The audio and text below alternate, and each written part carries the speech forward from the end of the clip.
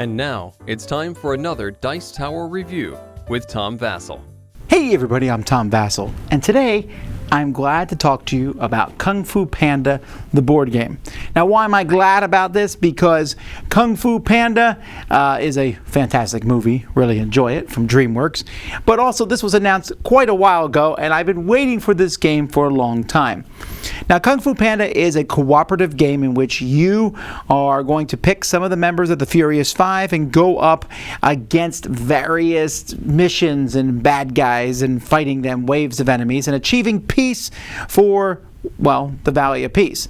And so this game can be played 2 to 4 players. Here's how it plays.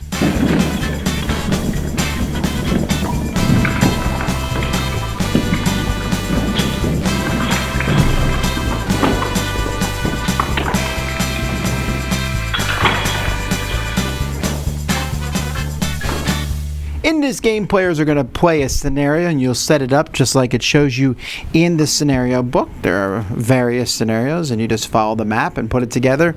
It will also tell you special rules. This is most of the tiles of the game, but you can see there's extra ones here to use. Each player is also going to pick a special character. So here I'm going to be Po, but you can also be Tigress and Viper and Mantis and Crane and Monkey. And so you'll put one of these down along with a board.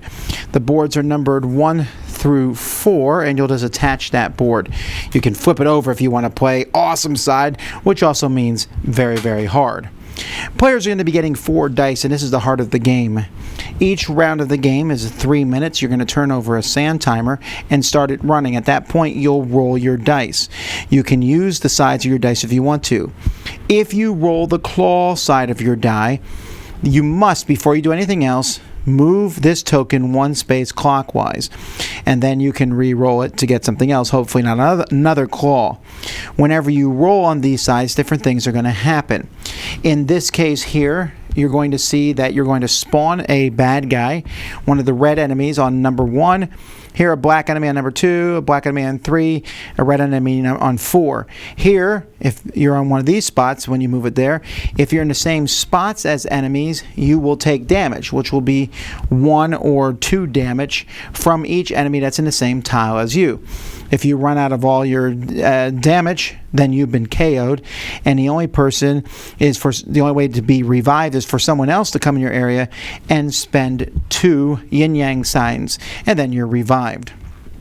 So that's the bad thing. Other than that, players are going to play these dice and use them as much as they can. When a player uses a die, they just pick it up. You can, let's say, for example, I want to move Po from this spot to this spot.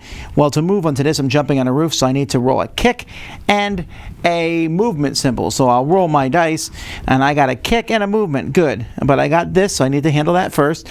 Then I spend the kick and movement, put them back in my hand where I can re-roll them. And I'm like, you know what? I'm going to save that punch. But then I can move into there. Now I'm going to try to attack the different guys that are in there. When I do that, I'm going to look at this tile here, and look, a punch gets rid of one of the guards in red, so I just use that and they're taken off the board. Now that punch is gone, I can roll all my dice again. Oh no, I got another one of these, and that one, let's say, moves me on, and both of these are going to hit me for 2 damage. But then I got a kick. Well, to take this guy, I need 2 kicks. So I'm going to keep that kick and re-roll my other 2 dice. Oh, I got 2 yin-yangs. Not super useful, but I can spend a yin-yang, because Po has a special ability of spending yin-yangs to heal. So I'll heal the 2 damage that I just got. And then I'll re-roll the dice again. Another one of these and 2 movements. So I use that. Now I got my 2 kicks. Boom, took out this guy. And I got a punch too. Boom, take out that guy. And I can't really use the other kick, but I want to break down this wall here, which needs 2 yin-yang symbols, a punch and a kick. And that's how the game works. Now, after 3 minutes, this timer is going to run out. When that happens, there's a pause in the game, and each scenario will tell you various things that you need to do when you pause. There's also special abilities that players can get depending on if you're playing a single mission or a campaign of missions, and these you simply will use multiple yin-yang symbols to move all the enemies in your tile to an adjacent tile. And then there's also big giant bad guys that you can get to, and you will fight these guys, and you'll need specific symbols depending on who the big bad guy is. Each scenario will have specific things. In this one, you might want to go rescue some villagers. To go rescue the villager, you have to go and spend the icons shown on the tile.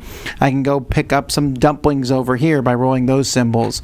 And eventually you're going to probably get to the end and complete the mission. You can lose if everybody's KO'd, which means nobody can revive each other.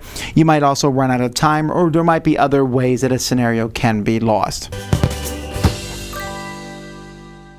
The miniatures for this game are really cool. I really like how each of these looks, and they're stained like this too, which is a nice thing. They have a colored base, although since you can only have a maximum of 4 colored bases, there's only 4 of the green bases, and yet there's 6 characters you can be.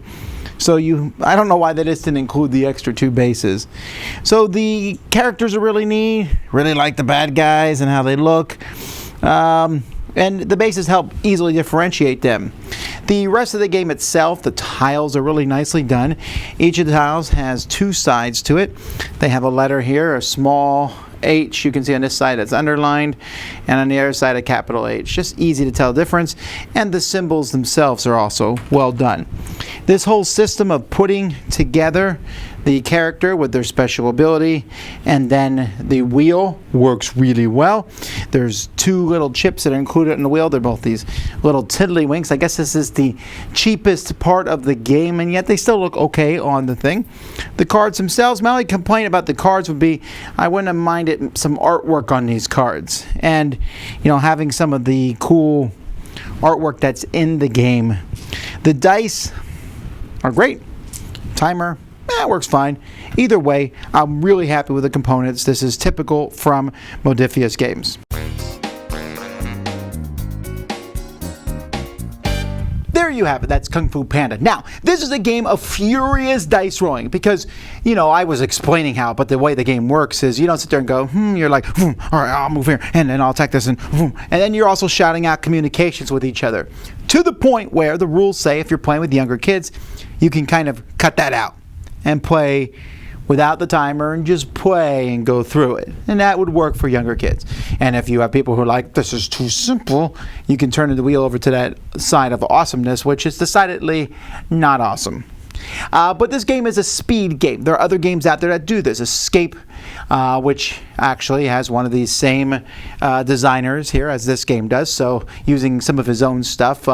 Project Elite, one of my favorite games, definitely has the same kind of aspect, and that's how this works. Now, fortunately here, this game is a little bit easier than those. It's definitely geared at kids to some degree, because while this game is not a impossible game to lose, you certainly can lose many of the scenarios, it's not overly difficult, and the enemies are fairly static. They're not chasing you down or coming after you. The enemies stay in their rooms. Yes, they can spawn outside of a room. There's a limit to how many characters can be in a room in a scenario, and sometimes they can spawn so there's like a pseudo movement, but for the most part, once you're done with enemies in a room, that room's done. You move on to the next rooms. And you can yell and talk to each other, and the special abilities are super helpful. I think Pose might be the strongest since he can heal himself, but one is good at kicks. One can turn them into when you move out of a spot where there's enemies, you have to pay extra movement. Mantis doesn't have to do that. Tigress is good at punching, Monkey's good at kicking, and Crane is good at doing all kinds of, has more of a variety than the rest of them. This wheel that you have here, where you move the tokens around, this is a very inspired thing. You roll a bad result in the die, and you move it here. And sometimes you'll say, listen, I'm not going to roll dice for a second because I don't want to roll an attack because they're all going to hit me and I'm in a room full of enemies. So I need someone to come in here and beat a couple of these guys down before I roll again. High component quality, a fun theme, and it really does make sense. You really do feel like you're running forward here with the 5, or Poe and the Fabulous 5, and are running around and fighting and punching and kicking and stuff, and it's entertaining. It's definitely more geared towards families and kids, a family-style weight game, but I found it to be entertaining.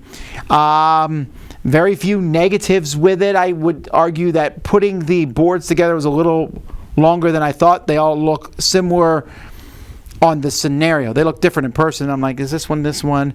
I got to flip it over. I found the scenarios took a little longer to put together than I wanted to.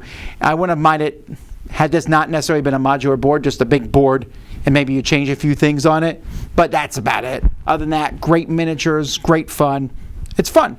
Kung Fu Panda. Wah! Dice Tower Judgment approved.